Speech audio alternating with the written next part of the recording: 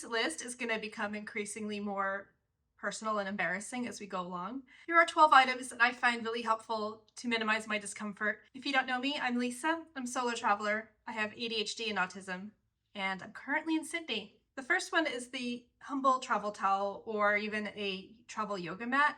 The reason why I bring this is because carpets are disgusting. I don't want my feet touching carpets at the best of times, and certainly not in some random hotel room. So in addition to socks and grippy socks, I just like to have this protection between me and whatever's going on in the carpet. I know that bed yoga is a thing. I could use the bed to stretch out on, and that's absolutely true. The chances are, though, the bed has stuff on it. So if I have to move everything off the bed, that is something I need to work on. Less crap on the bed.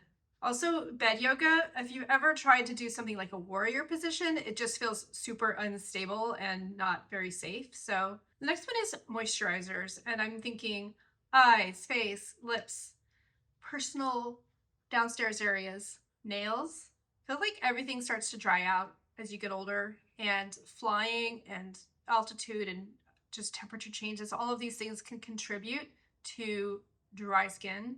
If my lips are dry, I'll be biting them. Dry skin leads to itchiness, which is really uncomfortable and unpleasant. The next one for me is shoes that let my toes spread out. For the longest time, I thought that I had narrow feet, so I was seeking out these narrow fitting shoes. But I think what's really going on is my foot's low volume and I have a narrow heel. The toe area is not narrow.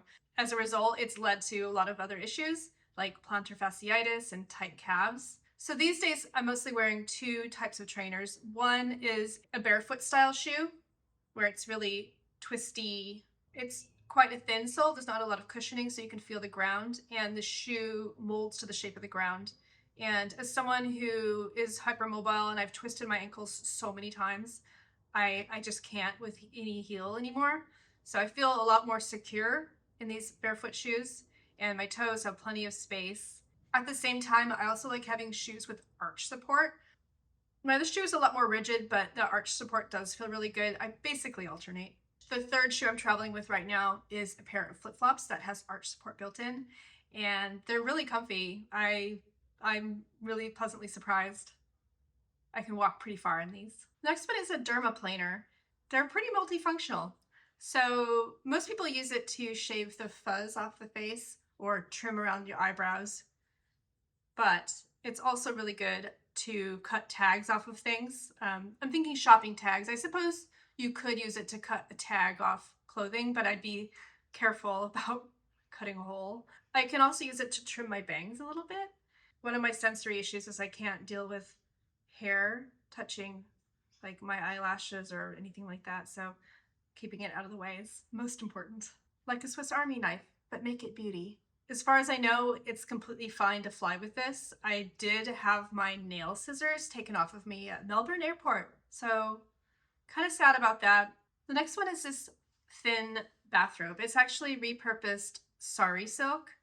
The main reason I have it is because I hate feeling cold. It's also good to avoid any embarrassing hallway situations if you're in accommodation where you don't have your own bathroom or your bathroom is down the hall. Is it weird to travel with a robe? Probably. Do I care? No.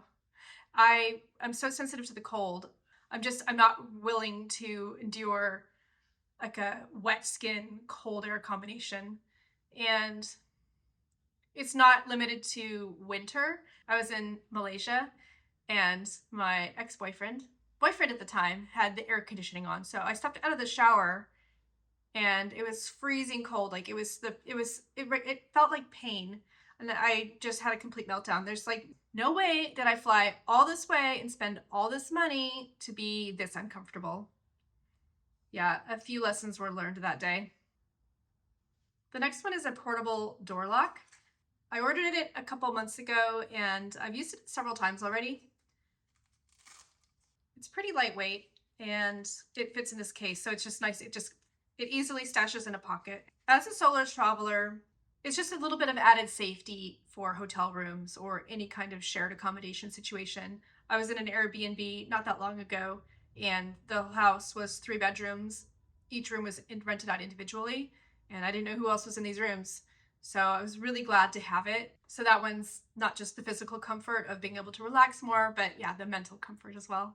The next one is comfortable, stretchy waistbands on clothing. I mean, I'm at the age now where I prioritize comfort. Like, I can't imagine wearing trousers anymore that didn't have some kind of stretch. And having the waistband like this means, well, a few things. One, this is easy to get dressed. I don't have to worry if I've not put my zipper up. And as well, if I don't know, if I've eaten something and I start to get bloated, it's not so uncomfortable. Like, I probably don't even notice. Clearly, I'm not trying to win any fashion awards here. We're past that. I've already hit the 5th level. Let me know if any of these resonate with you, and if you have any other ones that you would recommend, please definitely share in the comments below. You can help my channel grow by hitting like, subscribing, or sharing it with another friend who travels comfort first also. The next one is support stockings and like calf sleeves. I do need to wear a calf sleeve on one of my legs all the time, ideally, which doesn't really mix very well with hot weather and wearing cute skirts, but I just tend to wear mostly trousers these days. I wear socks like these for flying. They prevent my ankles and my legs from swelling up, and it's just much more comfortable. But I also have these calf sleeves. I've just restocked. I have these in black. I have them in this color.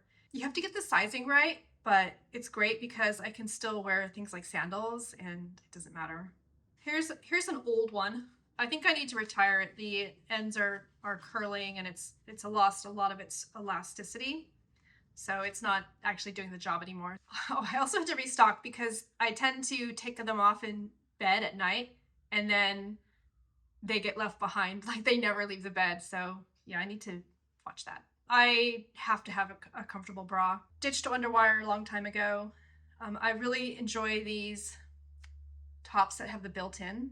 This is a new one I just got from Muji. They're like a Japanese store. If you haven't been in one, do find one. They have so many cute things for travel. These days, I'm just looking for bras that are stretchy, soft, and supportive. That's all I need. I'm on the smaller side, so I can also only speak for my experience. I know it's a very individual situation.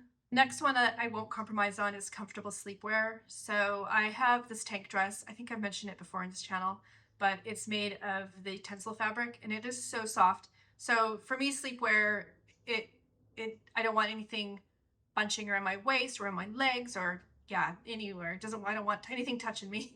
Another fun thing about having perimenopause or menopause is the fact that you get more sweaty at night. And so it's really important that the fabric can breathe and doesn't make it worse. So yeah, from now on, my sleepwear will always be tencel. Okay. The next one is bladder leak underwear. It's not always because your pelvic floor isn't strong enough. Sometimes it's because it's too tight or something's irritating your bladder. There's lots of reasons that you will want to dig into if this is bothering you. Could well be stress related. I tried using my old washable period pads, and unfortunately, they're not designed for urine. Absorbencies for pee or period blood is to do with how quickly I guess it's the rate it needs to absorb. I wasn't happy with this. They were a bit, I don't know if you've ever watched Crazy Ex-Girlfriend. It was a really delightful comedy. And the main character's best friend, Paula, sings about period leaks and how her underwear smelled like sewer rat or something like that. Like I said, this might be cropped out. The other thing that's not great about these is they can slip around and suddenly they're not in the right position anymore. The other thing I've experienced a few times is they weren't snapped correctly and they came unsnapped, and I actually had like a few of them fall into the toilet, which means I, abandoned them. So they do make the disposable pads for incontinence. Just a little bit of extra protection, if you know what I mean. But I don't like the disposable kind from an environmental point of view. And we can definitely talk about the environmental impact that travel has, but we're not going to do that right now. So then there's the underwear that are designed to absorb the liquid. I don't know, I've just been on a kind of a comfort spree, so I bought some new ones, and they're from this brand called Modi Body, and they're super comfortable. So I bought a few different styles just to try them out. It's just nice that they're like regular underwear. I don't know, it's embarrassing this when you're like doing your laundry at people's houses and stuff.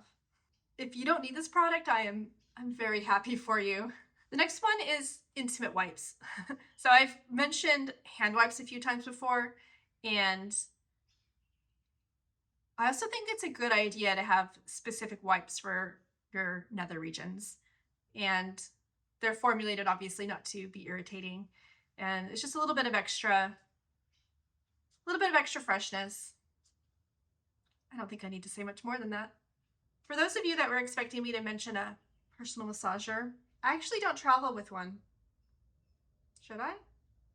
Okay, so those are my ride or die for travel comfort. And these are things I would probably have most days of my life anyway. If you enjoyed this, check out the other videos in the What to Pack playlist. Thanks for watching. Bye for now.